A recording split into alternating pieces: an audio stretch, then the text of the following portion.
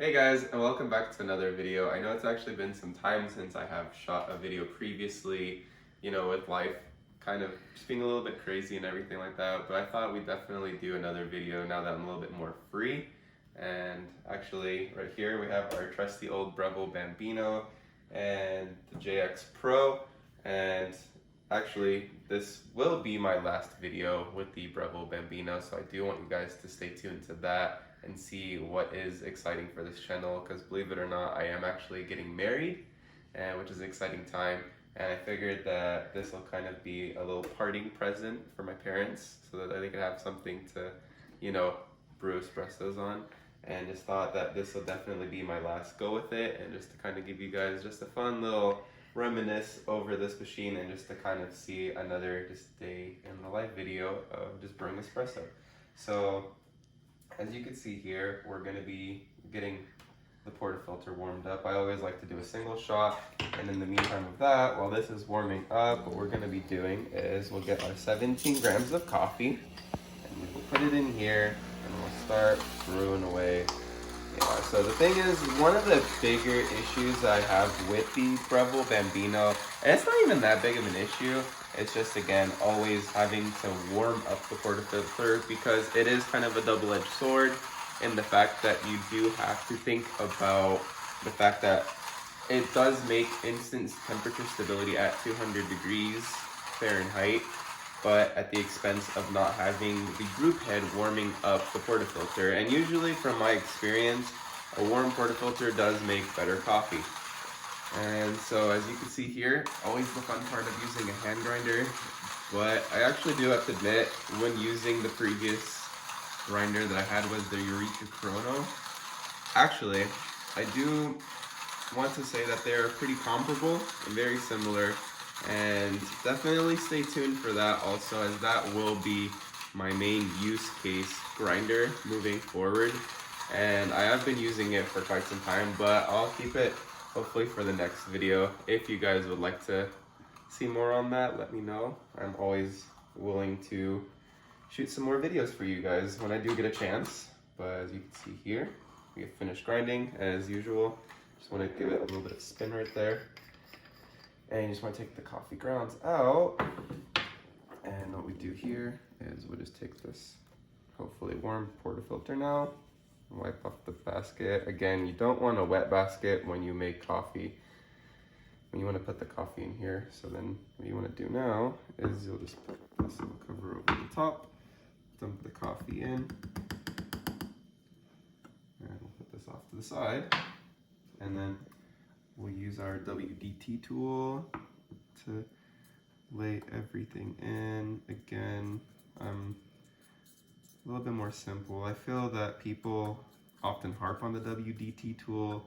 I find that if you are just using it to essentially just declump, I can't really see a big difference in reason as to why you would honestly need little acupuncture needles or anything of that nature, and just, but to each their own. This is just my personal preference. And I'll go over here, clean this off, and then we'll put this underneath. And what we like to do is we'll just put this out, we'll tear this off to 0, and so hopefully we can get a nice clean number. And we already actually have the milk prepped in advance, and hopefully we can talk about just kind of seeing also the little journey as to how much milk you're able to get right here. And the magic number that we always look for actually is a little bit fast, but we like to get it around 34 to 36 for the shot. And as you can see here, it did come out to 45. So yeah, we'll take that off. So it was a little bit of a fast shot, unfortunately. So this wasn't dialed in properly, and that is on me to hopefully adjust. And again, a little trick that we like to do, and actually a big key, is also just getting a little bit of that water out before steaming. I've noticed that this definitely does make a very big difference when making your milk steaming. And then you just want to put this again in and just put it to the tip. I always like to leave it off a little bit to the side and then pull down when it does start. Pull it down when it starts to get to like the same temperature as your palm, and that's when I like to put it up and allow the milk to then roll.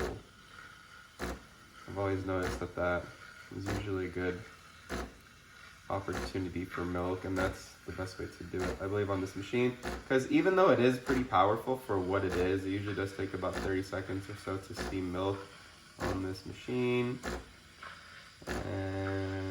But still not super powerful, just based off of what I've seen again. But what can you expect for something? It does have a traditional steam arm, so you definitely cannot complain about that.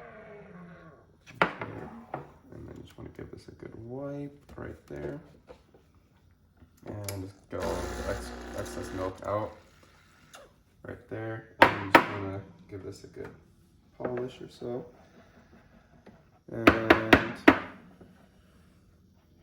what I'm gonna do here is we're gonna actually start to make the coffee.